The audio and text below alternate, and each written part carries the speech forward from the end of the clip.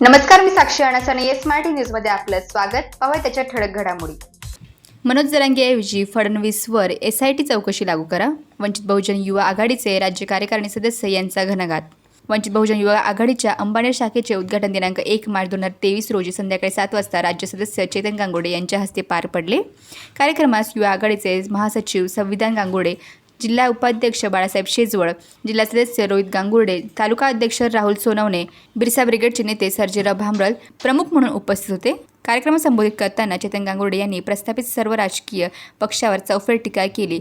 मनोज जरांगे यांच्यावर SITची चौकशी लावणाऱ्या देवेंद्र फडणवीस यांच्यावर SIT चौकशी लावावी आणि महाराष्ट्रात रोज 8 शेतकरी आत्महत्या करतात याला जबाबदार धरून त्यांना जेलमध्ये पाठवावं असा घणाघात यावेळी केला.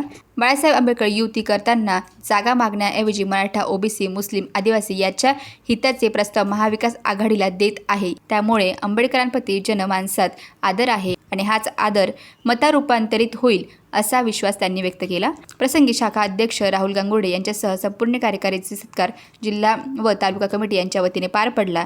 यावेळी गावातील शेकडो कार्यकर्ते उपस्थित होते. महाराष्ट्रामध्ये जे एक नाव सर्वसामान्य मराठा बांधवांच्या तोंडावरती आहे, प्रत्येकाच्या टीव्हीच्या स्क्रीनवरती आहे, मोबाईल मध्ये आहे, ते नाव आहे मनोज जरांगे पाटलांचं.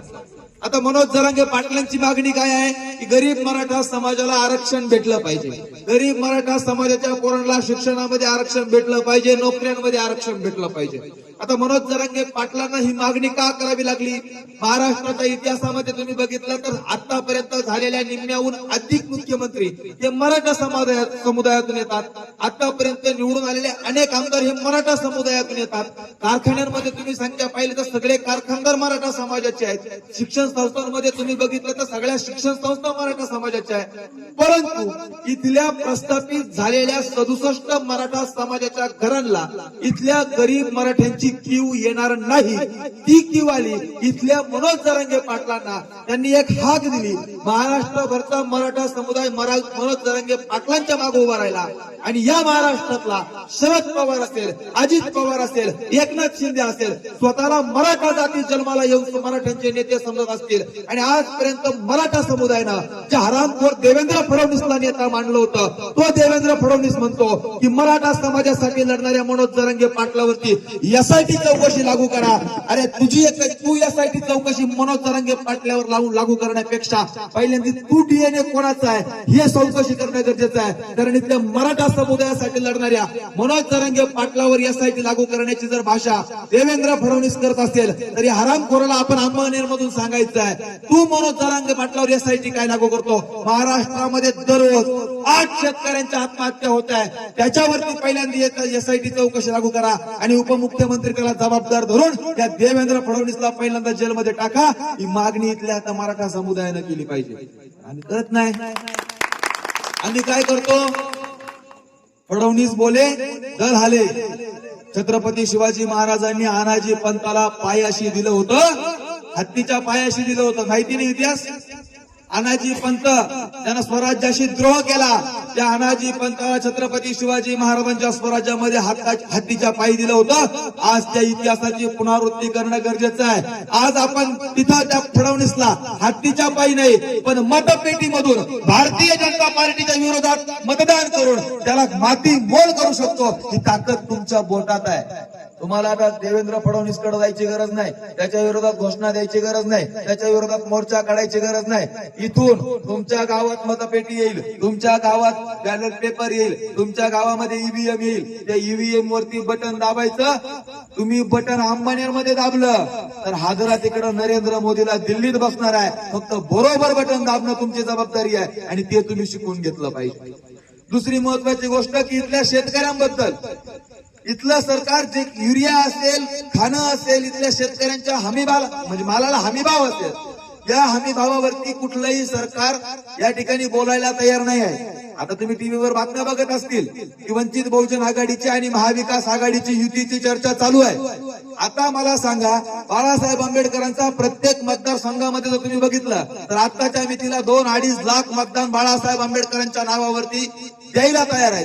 इथला गरीब मराठा समुदाय असेल, इथला OBC समुदाय असेल, इथला मुस्लिम समुदाय असेल, इथला आदिवासी समुदाय असेल, प्रत्येकाच्या बाजूनं या महाराष्ट्रातला एकमेव नेता उभा आहे, त्या नेत्याचं नाव बाळासाहेब आंबेडकर आहे. आम्ही प्रत्येक मतदारसंघात 2-2.5 लाख मतदानं घेऊ शकतो. पण आमची भूमिका आहे की आम्ही घेतलेल्या मतदानामुळं जर नरेंद्र मोदीला इथल्या भारतीय जनता पार्टीला फायदा होणार असेल तर आम्ही आता महाविकास आघाडीचा भाग व्हायला तयार आहे. आणि हा भाग होत असताना तुम्ही आतापर्यंत सगळ्या टीव्ही चॅनलच्या बातम्या बघा, तुम्ही आतापर्यंत सगळ्या न्यूज चॅनलच्या बातम्या बघा.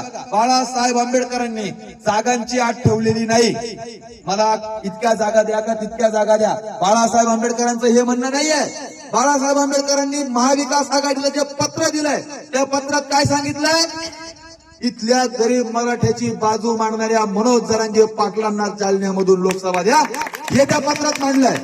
हे शरद पवारांना नाही मांडलं, राज ठाकरेंना नाही मांडलं, उद्धव ठाकरेंना नाही मांडलं, हे बाळासाहेब आंबेडकरांनी मांडलंय. बाळासाहेबांनी काय सांगितलं? आतापर्यंत 67 मराठा घराणे हे फक्त इथल्या सत्तेचे भागीदार होते. इथला ओबीसी, साळी, माळी, तेली, सुतार, लोहार, कुंभार, आदिवासी, वंजारी या सगळ्या समुदायामधून इथं लोकप्रतिनिधी निवडून जात नव्हते. तर 48 पैकी 15 जागा इथल्या ओबीसींना सुटल्या पाहिजे. कोणी भूमिका मांडली? छगन भुजबळनं नाही, त्यांना स्वतःला ओबीसीचा नेता म्हणून घेतो. ती भूमिका बाळासाहेब आंबेडकरांनी मांडली. तिसरी भूमिका काय मांडली बाळासाहेब आंबेडकरांनी? पहिल्या ज्या मसुदा दिला होता 39 कलमांचा, त्याच्यामध्ये बाळासाहेबांनी सांगितलं होतं की इथल्या शेतकऱ्यांच्या शेतमालाला हमीभाव भेटला पाहिजे. म्हणजे बाळासाहेब शेतकऱ्यांच्या बाजूने आहे, बाळासाहेब ओबीसींच्या बाजूने आहे, बाळासाहेब मराठा समुदायाच्या बाजूने आहे. आणि इथल्या आदिवासींच्या बाजूनं कोणताच नेता 5वी आणि 6वी अनुसूचीच्या बाबत बोलत नाही. महाराष्ट्राच्या राजकारणातला एकमेव नेता आहे बाळासाहेब आंबेडकर, जे 5वी आणि 6वी अनुसूचीच्या बाबतीत बोलतात. मग जर एक माणूस, एक नेता आमच्यासाठी बोलत असेल तर आम्ही सुद्धा त्याला तितकं प्रेम केलं पाहिजे, त्याच्या पाठीशी उभं राहिलं पाहिजे. आणि आज ही वेळ आहे.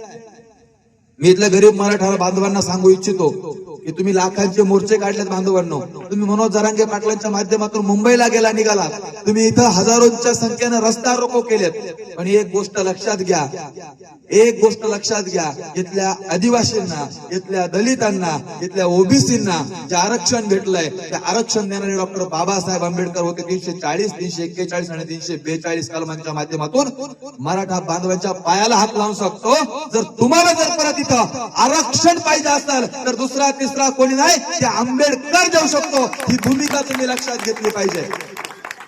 आणि बाळासाहेब आंबेडकर ठामपणे आपल्या भाषणातून सांगतात की मराठा समाजाच्या आरक्षणाचा फॉर्म्युला आमच्याकडे आहे. पण तो फॉर्म्युला बाळासाहेब आंबेडकरांनी सांगितला की त्याची माती करायसाठी हा शिंदे, फडणवीस आणि अजित पवारचं सरकार बसलाय. आम्ही मराठा आरक्षणाची माती होऊ देणार नाही.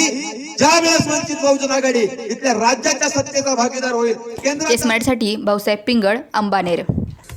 अशाच प्रकारच्या ताज्या घडामोडींसाठी yes Marathi news YouTube channel share करा, सबस्क्राईब करा, लाईक करा आणि पाहत राहा येस मराठी न्यूज.